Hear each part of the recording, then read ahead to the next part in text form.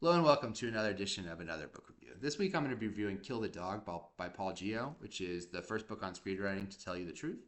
And I'll talk very briefly about the author, go into an overview of what the book is about, what I liked about it, what I didn't like about it, who I'd recommend the book to, and finish off with what I'll be reading for next time. Paul Guyot is a working screenwriter. He's been writing for about 25 years. He's written for several different hit television shows like Leverage and Felicity. He is the screenwriter of a single feature called Geostorm, which I have not seen. And the book is really his pushback on the conventional wisdom in screenwriting and his trials and tribulations in Hollywood, and also kind of his writing process of how he does stuff. There's a little bit of craft sprinkled in, but most of it is not really craft related. Most of it's really like his time in Hollywood, what he's learned, what he thinks the conventional wisdom gets wrong, his pushback against that, and how it can help you be a better writer. So, I liked a lot about this book. There are several things I thought were really interesting, and this is kind of going to be a weird review because I thought there was some really good stuff in here. I thought there's also some stuff that I disagreed with, and it kind of balanced out to like a book that was kind of, I would recommend this to someone who's getting into screenwriting because it's a different view. We'll get into that, but the things that I liked about it were Paul has a very good sense of taste when it comes to movies. The movies he recommends in the book are, for the most part, really, really good, with maybe one or two exceptions. And so I found myself warming up to Paul as I was reading this. His taste is kind of similar in some ways to mine, and I think that usually helps you when you're trying to explain things that maybe people don't want to hear necessarily. He has a pronunciation of his name. That's why I know that it's pronounced Paul Gio, which I appreciated. The craft sections of the book to me were the best parts of the book. When he talks about write what you know and explaining that part of it, I thought that was really powerful. The idea that I think people get mixed up on is just a very surface level, obvious visual write what you know, and it's really deeper than that. It's really more about writing the emotional truth, the thing that you know to be true, the experiences in your life, the emotions that you have through those experiences. Writing with the understanding that those things are important and true and valid, and writing that in your characters. And so the example I always give is Encanto. It's a movie about a family in kind of a magical realism version of Colombia. And the main character is going through a situation at the beginning of the movie that I related to quite a bit. And I was very moved by it. Now, if you say write what you know, do you have anything with this like fantastical family that lives in Colombia? On paper, I don't, but the struggles and trials and tribulations of that family, I felt very close to. On an emotional level, that to me is really write what you know, and I think he explains that in a very concise, beautiful way, and I really appreciated that chapter. Likewise, the chapter when he talks about voice and how you can use your own unique voice when you're telling your story. He doesn't use the word novelistic, but I will use it, kind of taking techniques from novels and incorporating that into a standard format in order to make it a more readable document, a more enjoyable document for the person who's reading it. And he gives a great example from Michael Clayton where he says, well, this is what a normal, if you were doing things the right way, how it would normally look. And it's very bland on the page, uninteresting. And he breaks down what the scriptwriter actually did. I don't remember which of the Gilroy brothers did it, but one of the Gilroy brothers did this thing, and it's very, very powerful. And I thought that was a really good example of how and what he was talking about with that. He has his own writing process later on in the book, so you can kind of see how he goes about writing his screenplays from just idea to finished product, that I think was helpful for people who don't have a process or are looking for ways to start this.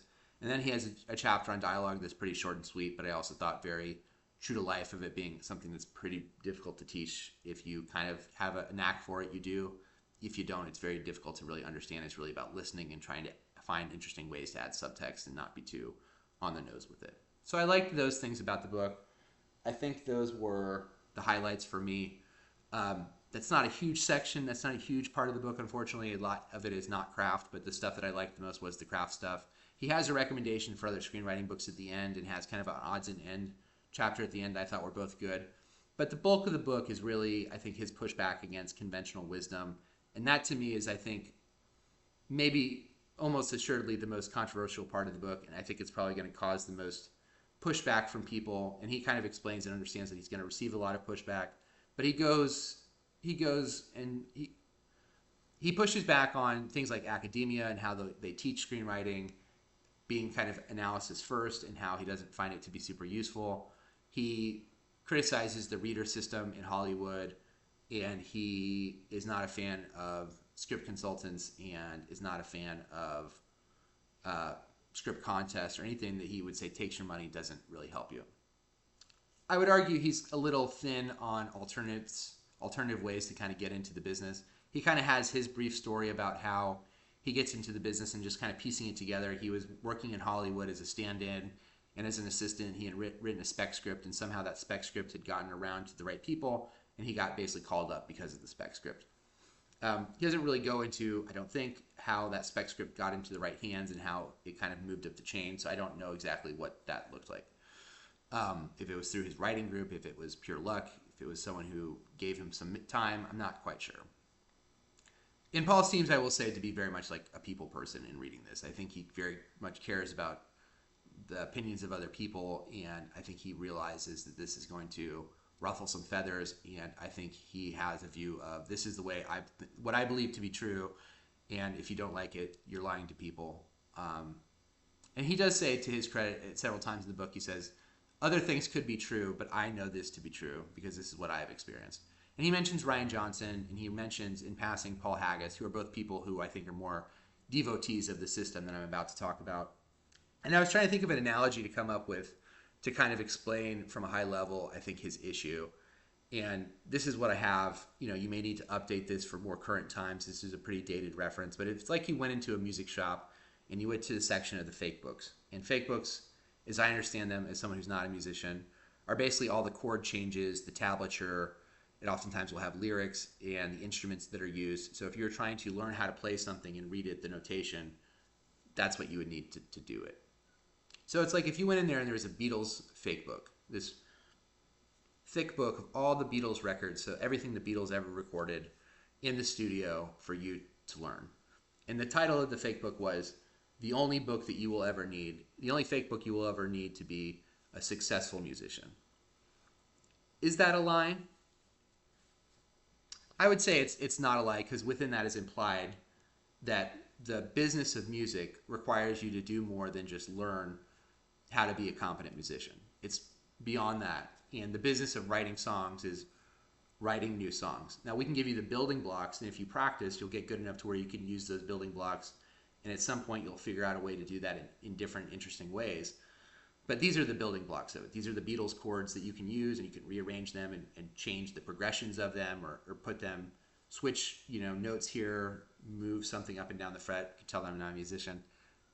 In order to make stuff. There's a term, Beatles-esque, that gets used to this day. They haven't made a record in 45 years, and we're still using 55 years, and we're still kind of using these things. And so I think that is kind of just a fundamental disagreement that he and I probably have when looking at this.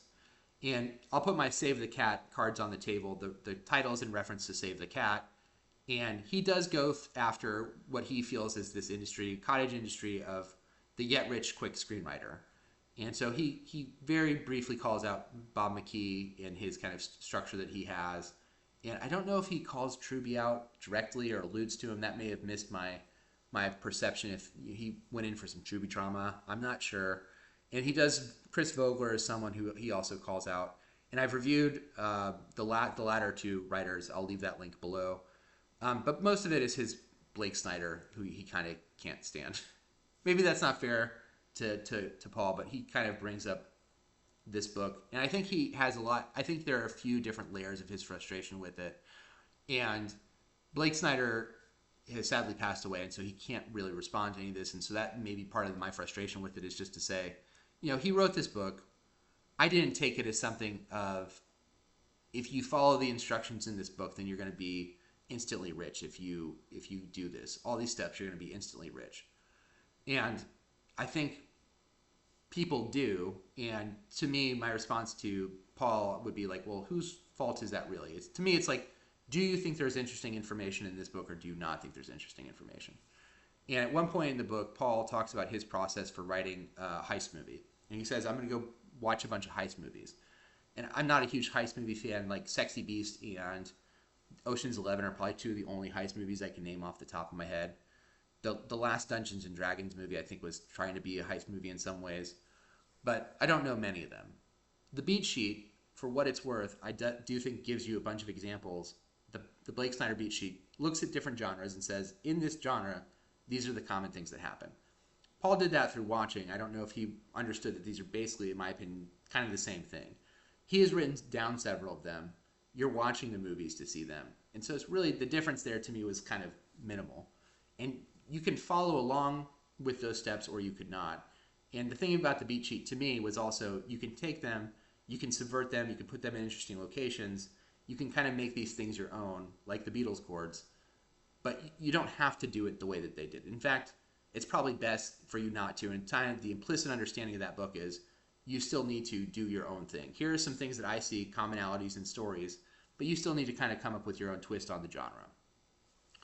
And so that to me was kind of, if I was to defend Blake Snyder, and I reviewed Jessica Brody, who is one of the people who has kind of taken the branding of Save the Cat and kind of moved on since Blake's passing, has also kind of talked about her, and Save the Cat writes a novel, I'll leave the link to that below too. She kind of talks about her usage of the beats, and she uses them after the first draft. So she uses this as a tool to basically get her story in a shape that she is closer to kind of what she feels to be a satisfactory story. And I was like, okay, cool. Well, that makes sense. That's something that you use after you've written your first draft in order to make sure that you feel that you're hitting these emotionally satisfactory positions in the story that we've seen in stories for a very long time. He would say, don't do that, because in doing that, you're stifling your creativity, and it's very important for this story to be your story. And I don't know why you can't have kind of two things. I don't know why you can't have the peanut butter with the chocolate. And that was kind of the whole thing I was. It seems like there's a very easy synthesis of this, which is to say, if you find the Blake Snyder stuff to be helpful, use it, especially for someone who's coming in cold from screenwriting into screenwriting and maybe even storytelling in general, just to say, hey, these movies all share these things. And these are these things called genres. And that genre does not get mentioned really in the book. And I think it's because Paul, in his writing, I get the sense that he's more of a character-driven person, and character studies are more his jam. And so if Blake Snyder is writing stuff for blockbuster movies, which I think large part he was, then some of this stuff is not necessarily going to apply to the character-driven stuff. And so I think that when you're just getting started and you just don't know, and having someone go, hey, this movie and this movie share these similar beats, I think it's helpful to go, oh, that's interesting. I don't think what the book is telling you is to take these beats and just do the blandest rendition of them with no soul and no point and no anything and regurgitate and you're going to be a billionaire. I don't think that's what he says. And then he has, I think, I don't want to use the word gatekeeping because that's probably too strong, but he has just the way of, he's a working screenwriter and he dismisses a lot of books by other people, including professors, and then kind of Bob McKee and Vogler, and I don't know if Truby gets mentioned directly, but I think also he would put Truby in this boat of people who just aren't screenwriters. And his opinion is like, if you're not a screenwriter, don't talk about it. And then he has kind of the Blake Snyder exception because Blake Snyder was a screenwriter and he spends a lot of time talking. I don't want to say he negs Blake Snyder. He basically negs Blake Snyder. And basically says, well, he couldn't hold on to the jacket, is what he calls the jacket, as a writer. And then I was like, he had, I think, and I looked this up, and I think from 1994 and Save the Cat is 12 years. And he doesn't write anything that gets produced in those 12 years. And I think from Guyot's position, it's because he was hack or couldn't cut it, or for whatever reason it didn't work out that were related to him and his personality. And I also looked up the guy who wrote Seven, because I think even Paul would have respect for the guy who wrote Seven in that screenplay. And he had, I think, 5 produced screenplays in like 27 years. And so if you're sitting there going, I don't think it has to do necessarily, it's not always going to be dealing with like talent, or whether this person was talented or wanted it enough or whatever. However Paul is kind of categorizing this, sometimes it seems like it's a rough business for you to get stuff made in. And I don't know if that was really Snyder's problem. he comes out with Save the Cat. It's wildly successful. He writes like 2 sequels, and between the time of that first book, I think it's 3 years between the time that book is released and he passes away. So it's wildly successful. And to me, it then goes into this thing where it's like, Paul mentions again and again that he's doing it for the love of screenwriting, and he loves screenwriting and does it for the love of screenwriting. Let's say you were really good at it but didn't love it. Let's say you're a basketball player who is like one of the top 200 basketball players in the world, but you would really, if someone paid you the same amount of money, you would play golf. Are you a bad person for playing basketball? It just felt like a weird gatekeeping thing that I see in music all the time, where it's, well, they didn't do it the right way, and they didn't come up the right way. And so I think that's probably what Blake Snyder was like, hey, there's a bunch of money. Why not do this thing? And I don't know. And sometimes in life you become better at explaining the thing than doing the thing. And again, I think Paul would say you don't.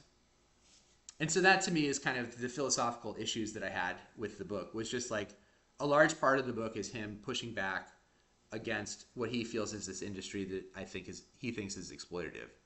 And his explanation, if you were to go, as I understand it, this is my interpretation of the book. If you're going to him and say, Paul, I have this story I want to tell, what is the best way for me to do it? And he basically says writing and rewriting.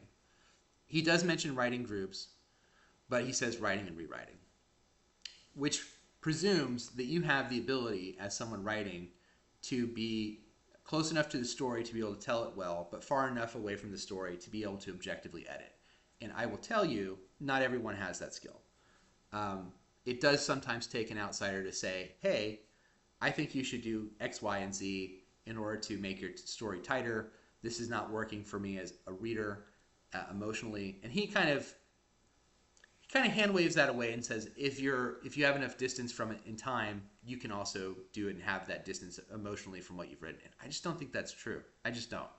And at least not at first. At least not until you've written several screenplays and gone through this process several different times. And he really is down on people who are professional consultants who take money to give feedback. He really thinks poorly of them. He has a section on readers and how he doesn't like a reader because he lived with a reader one time and he felt that they were petty. And he's just, that's his stance. And the whole time I was reading, I was like, well, let me presume something. Let's paint a picture. Let's say you're someone who lives in rural Ohio, you're in your mid-30s, and you want to write screenplays. If Paul had said to me, sell everything you have, move to Hollywood, start at the bottom, live it, breathe it, eat it, sleep it, do it, I would say, okay, I understand then you've done those things, and the idea is that you are going to be around it so much, you're going to have this passion for it, that you're going to break into the business. And I would say, okay, that makes sense. What if you're married and have 2 kids? Are you still allowed to be a screenwriter? What if you have these other obligations that you simply can't do that if you're starting out? And he would say, join a writing group. And I would say, what if your writing group is awful, or you can't find anybody in a writing group, or you don't have an obligation, really makes you uncomfortable to have obligations to other people for writing, and you'd rather just pay someone some monies in order to do essentially the same thing? He doesn't really have an answer to that other than I think Paul is more of a people person than maybe I am. So I was just like, the idea of having an obligation to other people and at a point in time where you may be busy and have other things going on in your life, I don't know. To me, that wasn't super helpful. And then the other part of it is, let's say you do those things, you have a writing group, you're getting better. What do now, Paul? And there's not that next step between B, the doing, and C, the prospering, to where I kind of understood through osmosis, how is that part supposed to happen? Again, if you're not in Hollywood, how is that part supposed to happen? So I found that to be frustrating. And again, if he had said, well, enter in, and he mentioned some script contests, and so I guess he would say maybe script contests, but I'm inferring that from what he's written. Doesn't actually write. What do you have when your script is white hot? You've never gotten into the business before. You don't have anything to hang your card on. What do now? Am I supposed to send it unsolicited to agents? Am I supposed to, and he doesn't really explain that. And so I'm going to finish this section of it just kind of talking about what I think is the usefulness of the beat sheet in using this example. So there's a Reddit post from a reader, so someone who is paid to grade scripts, and he mentions this in the book. his opinion of these people is pretty low. But this is kind of the statistics. There's 300. They did an infographic. This is from like 11 years ago. And their post was, here's the infographic of the 300 scripts I reviewed. I rated. Of the 300, I think 8 of them were pass, not pass, recommend. Meaning these scripts are good enough to move on up the chain beyond me, the lowly reader, to someone who can actually make decisions to make movies, or somewhere closer to that person. And then I think about, I want to say it was like 190 or so were, no, like 90 or so were like consider. Meaning, it's not awful, it's not great, maybe this can be punched up, maybe. And then about 2/3 were reject.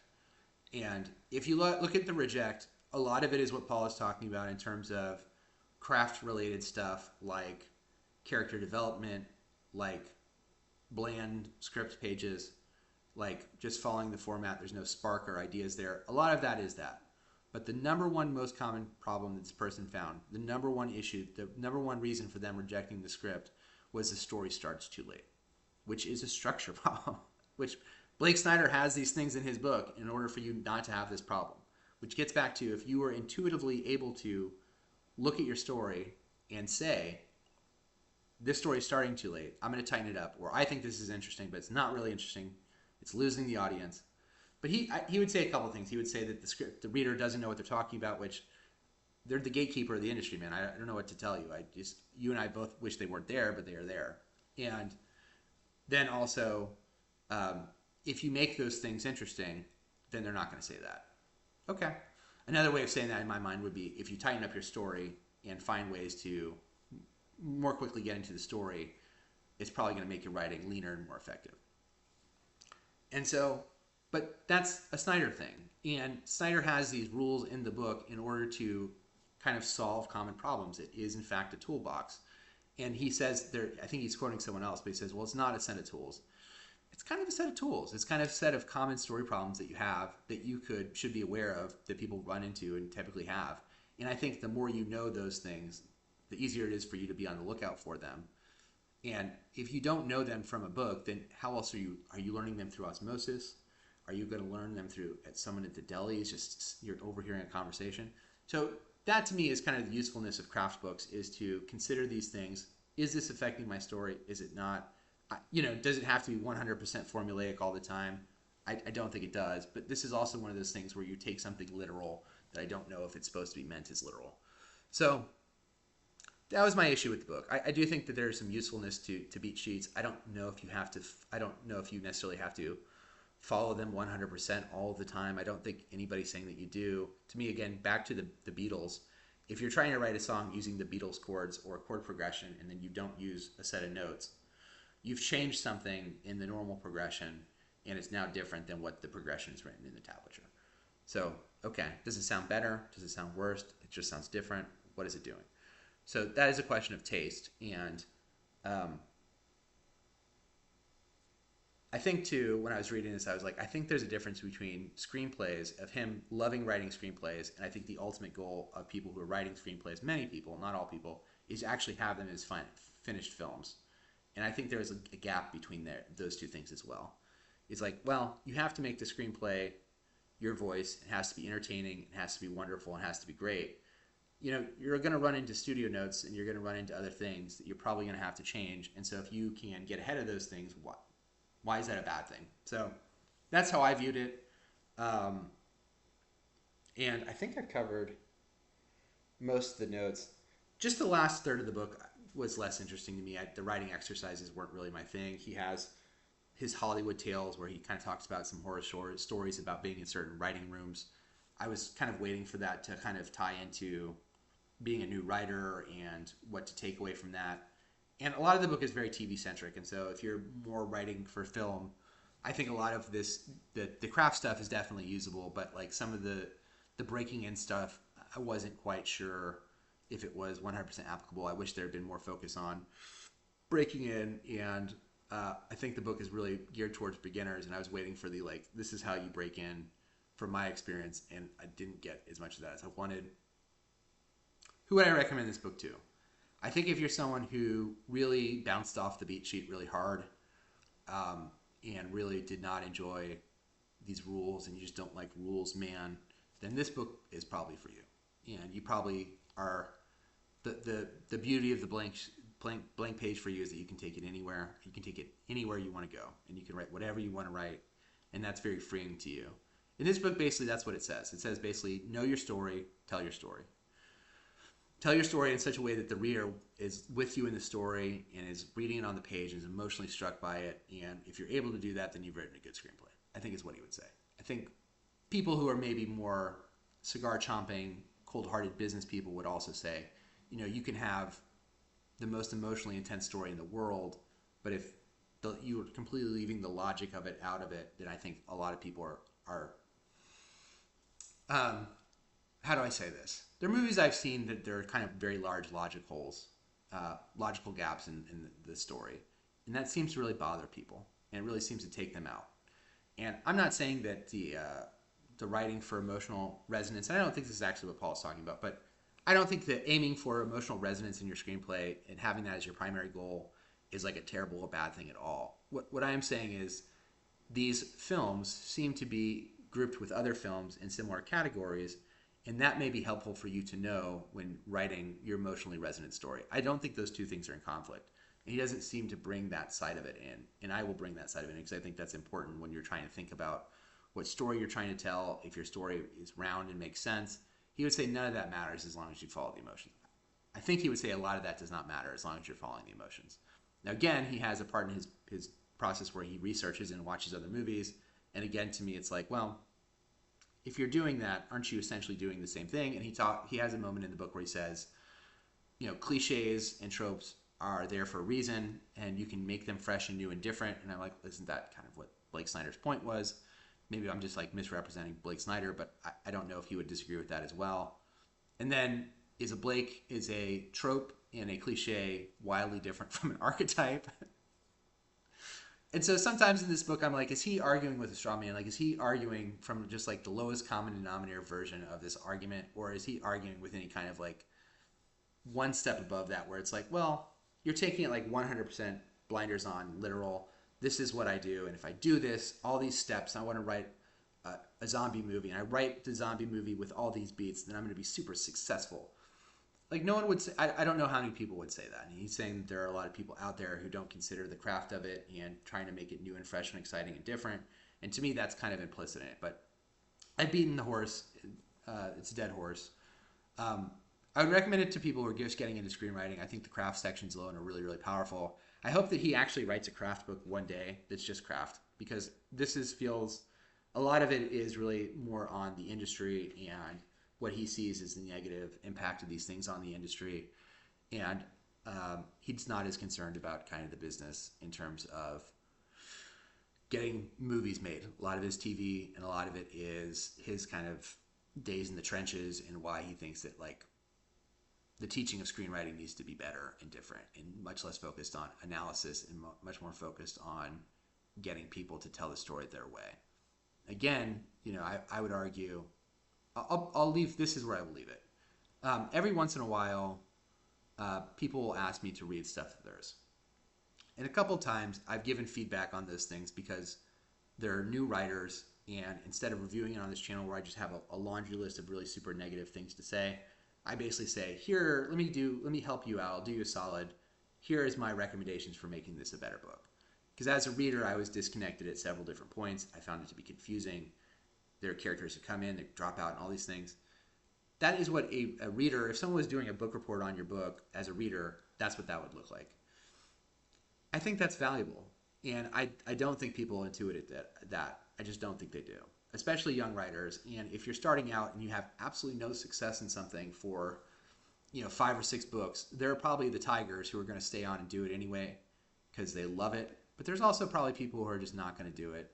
And the question I would have is it possible that you're missing out on great stories for people who quit too early just because they didn't have enough passion for the game, who would otherwise be good writers if they were able to have people giving them feedback and like constructive criticism of how to get better as writers. And I just know, I think it's like an argument between, do you think people best grow internally by learning and doing with no real feedback mechanism, or especially at first. He has writers. He has a writing group that he trusts a lot, that he goes for feedback. He's a professional writer. He's been doing it for 25 years. And even he will say, it's helpful to have this mechanism. And I would just say, as someone who is beginning, I think it is useful for you to have people to give you feedback. My question would be, verboten, don't do it, don't pay people money. And I would argue, I don't see that as much of a sham and a mockery as Paul does. And yeah, take it from there. Take it how you want it, but that's kind of the thing, how I will leave it. Would recommend it for the craft sections. I think they were really good. I hope he writes a craft book one day, and I will be there to read it. I think a lot of people have had kind of mixed feelings on the book from what I've read, that people kind of fall into similar categories to me, as far as a lot of it being on the critique of Blake Snyder and how much tolerance they had for that. But I don't know what I'm going to be reading next time. I will probably post again in a few weeks. I'll leave the links below to everything that I mentioned. It's basically all the craft books I have read for the channel, if you want to check out those there. And then if you've enjoyed this video, please feel free to like the video and subscribe to the channel if you haven't already. I'll leave my Twitter channel below. Until next time, bye.